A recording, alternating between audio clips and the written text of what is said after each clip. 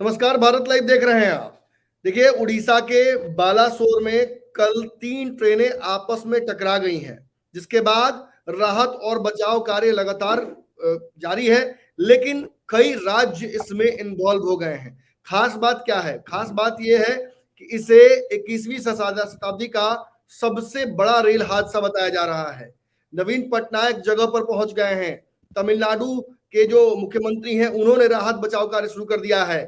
कुछ हद तक कहा जा सकता है कि आसपास के बिहार के जो इलाके हैं, वहां से भी राहत बचाव कार्य की शुरुआत हो चुकी है। खुद वहां ममता बनर्जी पहुंच रही हैं। लेकिन रेल मंत्री नरेंद्र मोदी जी, देश के प्रधानमंत्री, और खासतौर पे एक और सवाल होता है कि बिहार के मुख्यमंत्री नीतीश कुमार इस पर कैसे रिएक्ट कर रहे हैं। इन सारे मुद्दों पर बातचीत करने के लिए और कहां चूक हो गई, ये जानने के लिए हमारे साथ पॉलिटिकल एक्सपर्ट रजनीश जी जुड़े हैं दरभंगा से। रजनीश जी पूर्व सैनिक रह चुके हैं, राजद के सैनिक प्रकोष्ठ से जुड़े हुए हैं। रजनीश जी, स्वागत है आपका इस चर्चा में। नमस्कार सर, ये बताइए कि इतना बड़ा हादसा हो जाता है। कहा जाता है कि एंटी कोलिजन सिस्टम आ चुका है देश में, वंदे भारत की शुरुआत हो चुकी है, बुलेट ट्रेन की चर्चा चल रही है, और ऐसे में इतनी बड़ी घटना हो जाती है। कहीं ना कहीं ये किसकी चूक है? ये देखिए, इस मामले में मैं पूरी की पूरी तरह से मोरल ग्राउंड पर नहीं, टेक्निकल ग्राउंड और इनएफिशिएंसी के कारण रेलवे मिनिस्टर मिस्टर बार्चने का रेजिग्नेशन चाहता हूं। I am holding him whole sole responsible for this, और मैं इसको पॉइंट वाइज बता रहा हूं आपको। आज के दिन आप जाके देखिए, नॉर्मल आप राजधानी एक्सप्रेस में चल के देखिए, मैंने ट्वीट भी किया है, AC3 का सीट फटा हुआ रहता है। हमारे फौज में कहा जाता था कि आप हवाई जहाज का क्वालिटी देखना चाहते हैं, सर्विसिंग का, तो पहले उसका क्लीनलीनेस देखिए। मैं एक बार नहीं 4-4 बार बोल रहा हूं, हाई AC में पानी नहीं रहता है। गुवाहाटी पटना रूट में मैं बोल रहा हूं, जब हाई AC में पानी नहीं है, एक बार नहीं, 2 बार नहीं, 3-3 बार सीट फटा हुआ AC3 का। ट्रेन का मेंटेनेंस आप देखिए, यह दिखाता है कि मिनिस्ट्री कैसे चल रहा है। दूसरा मैं कह रहा हूं, आप ट्रेन में जाके देखिए, AC3 बॉगी, AC2 बॉगी में वो जो इलेक्ट्रिकल पैनल होता है, उसका लैच ठीक से लगा हुआ नहीं होता है। ये सब यह दिखाता है कि ट्रेन का जो इंजीनियरिंग डिवीजन है, जो मेंटेनेंस स्टाफ है, उसमें एक तो 3 प्रॉब्लम आ रहा है। मैं अपने एयरफोर्स के एक्सपीरियंस से कह रहा हूं। पहला, यह एक ऑर्गेनाइज्ड नहीं है। मतलब ऑर्गेनाइज करने का मतलब होता है कि जो लोग पानी सिस्टम देखते हैं, वो पानी के एक्सपर्ट लोग उसमें हो, जो AC देखते हैं वो AC के एक्सपर्ट हो, जो रेलवे सेफ्टी देखता है वो रेलवे का पटरी वाला एक्सपर्ट हो। अब वह सिस्टम नहीं है, एक ही आदमी 3-4 काम कर रहा है, तो किसी को एक्सपर्टाइज नहीं है। पटरी में ठीक है नहीं है, पेपर पर साइन करके इट इज राइटिंग ओके। दूसरा यह आ रहा है कि अंडर स्टाफ है। जहां 10 आदमी चाहिए, आप वहां 8 आदमी रखेंगे चलेगा। जहां 5 आदमी रख देंगे, वो काम नहीं होगा ठीक से, या कुछ ना कुछ प्रॉब्लम आएगा ही आएगा। तीसरा, पूरा मिसमैनेजमेंट है। मैं एक एग्जांपल देता हूं। 6 दिन पहले टाइम्स ऑफ इंडिया में रेलवे मिनिस्टर साहब ने एक आर्टिकल लिखा था, जिसमें उन्होंने कहा था वंदे भारत ट्रेन एक बड़ा अचीवमेंट है। और पूरा आर्टिकल आप पढ़िए तो उसमें उन्होंने एक ही अचीवमेंट बताया है कि Vande Bharat train 100 kilometre per hour speed लेता है 55 सेकेंड में, और नॉर्मल ट्रेन लेता है 53 सेकेंड। और कोई टेक्नोलॉजी एडवांसमेंट उन्होंने नहीं लिखा है। पूरा रेलवे मिनिस्ट्री वो शो फेस पर चला रहा है। अभी 3 दिन पहले बीजेपी के चिंतन शिविर में उन्होंने कहा है कि रेलवे को सेफ्टी पर ध्यान देना होगा, एविएशन स्टैंडर्ड लाना पड़ेगा। और उसके बाद रेलवे में हादसा हो रहा है, किसमें? ईस्ट कोस्ट कोरोमंडल रूट में। उस रोड में कभी नहीं होता है। मैं 94 में पहली बार गया था कोरोमंडल से बेंगलोर। मैंने इतना हाई स्पीड ट्रेन को चलते देख के सरप्राइज था। उस सबसे सेफ रेल ट्रैक माना जाता था। उस रोड में उस पटरी पर एक्सीडेंट हुआ। It is total negligence of the maintenance of rail track. खड़ा ट्रेन में कोलिजन हो रहा है। आप समझ सकते हैं कि क्या सिस्टम चल रहा है। Railway minister must resign, not only owing the moral responsibility but inefficiency। Rajneesh ji, 1988 में एक ऐसा ही हादसा हुआ था, उसके बाद देश में इतना बड़ा हादसा पहली बार हुआ। 300 से ज्यादा लोग अब तक हताहत हो चुके हैं। राहत बचाव कार्य जारी है, लेकिन जो गुजर गए, अब जिनकी जान चली गई इससे, उनके लिए क्या कोई कर सकता है? देश के जो रेल मंत्री हैं, अब तक सही ढंग से कहा जाए तो उन्होंने रिएक्ट नहीं किया इस पूरी घटना पर। और अगर पूर्व की घटनाएं हम देखें तो नीतीश कुमार हमारे जो आज बिहार के मुख्यमंत्री हैं, एक समय में रेल मंत्री थे, ऐसी ही किसी घटना पर उन्होंने इस्तीफा तक दिया था।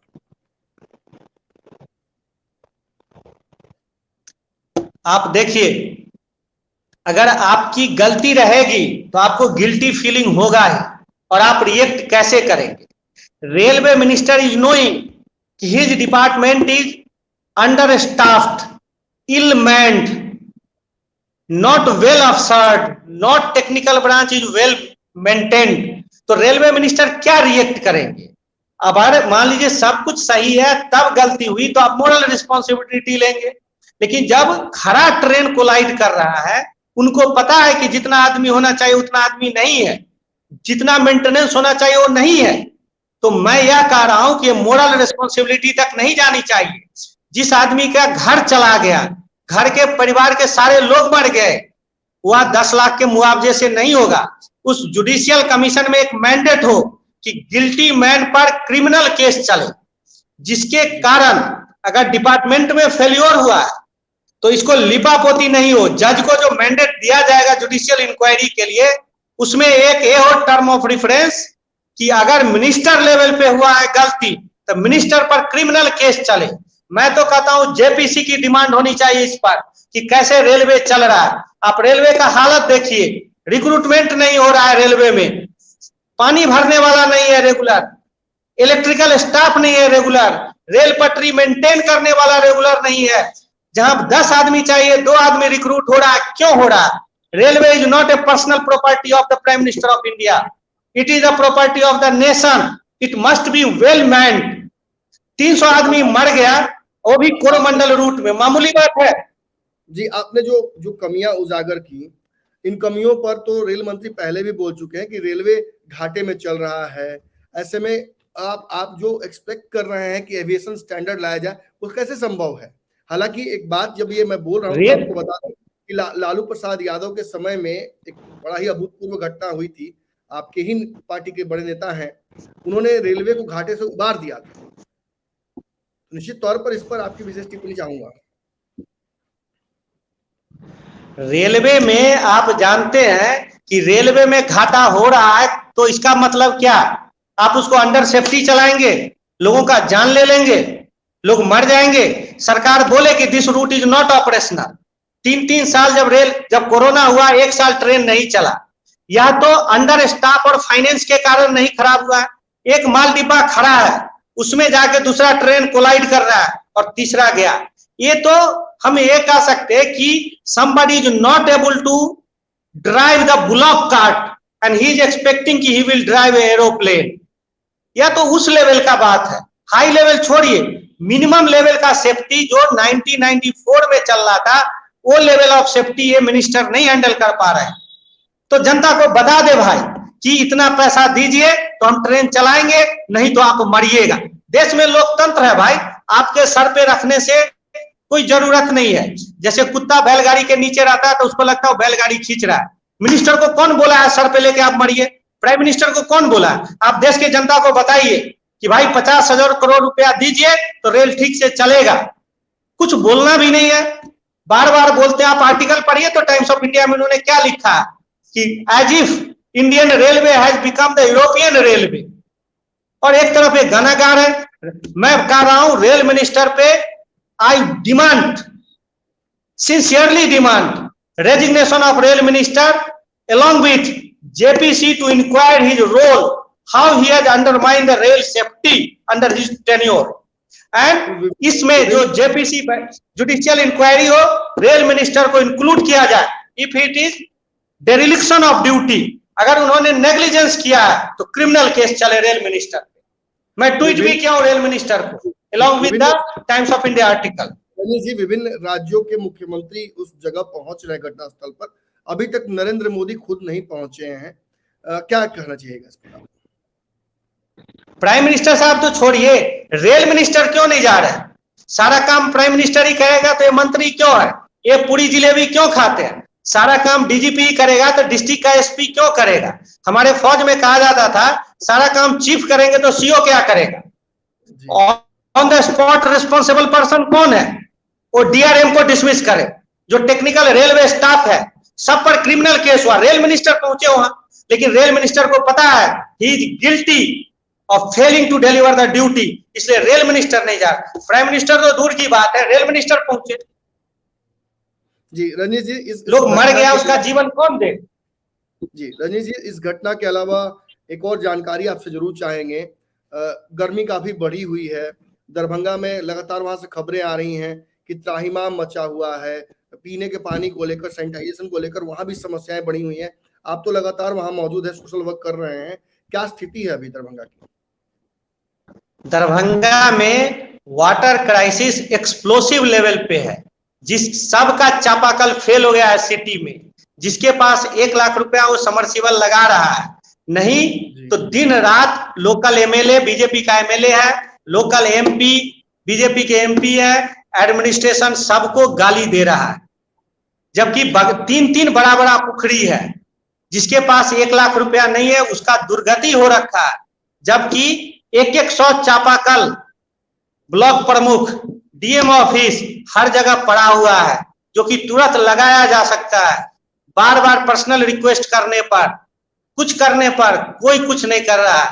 जिसके पास 1 लाख रुपया समरसीबल लगा रहा है, जिसके पास नहीं है उसका क्या दुर्गति है पानी के बिना आप समझ सकते हैं। सारे चापाकल fail, all fail, but despite repeated request local MLA is not paying any heed. So I request to your channel, वो लोग कुछ करे, कम से कम एक बोरिंग करा दे। 2 करोड़ रुपया उनका फंड है, एमपी का फंड है 2 करोड़ रुपया, तुरंत ऑपरेशनल कर सकते, लेकिन ये लोग करेंगे नहीं। हमसे बात करने के लिए बहुत बहुत धन्यवाद रजनीश जी। राष्ट्रीय लेवल से जो समस्याएं हैं वो दरभंगा तक पहुंच गई। आपने बड़े आसान शब्दों में समझाने की कोशिश की जनता को कि आखिर कहाँ आजकल के जो हमारे पॉलिटिशियंस हैं, जो सत्तासीन है, वो कहाँ गलतियां कर रहे हैं, जिसकी वजह से जनता को जान से भी हाथ धोना पड़ रहा है। निश्चित तौर पर इस सदी का सबसे बड़ा एक रेल हादसा हुआ है, और इसके पीछे कहीं ना कहीं डिरेक्शन ऑफ ड्यूटी जो आप लगातार शब्द का प्रयोग कर रहे हैं वो दिख रहा है। 100%। खास बात यह है कि अब तक प्रधानमंत्री नरेंद्र मोदी या रेल मंत्री ने उस जगह का विजिट नहीं किया। ये कहीं ना कहीं अपने आप में दुर्भाग्यपूर्ण है, खासतौर पे जब हमारे पास ऐसे कई उदाहरण प्रस्तुत हैं कि ऐसी परिस्थितियों में कई नेताओं ने नैतिकता के तकाजे को समझते हुए, मानवता के तकाजे को समझते हुए इस्तीफा तक दिया था।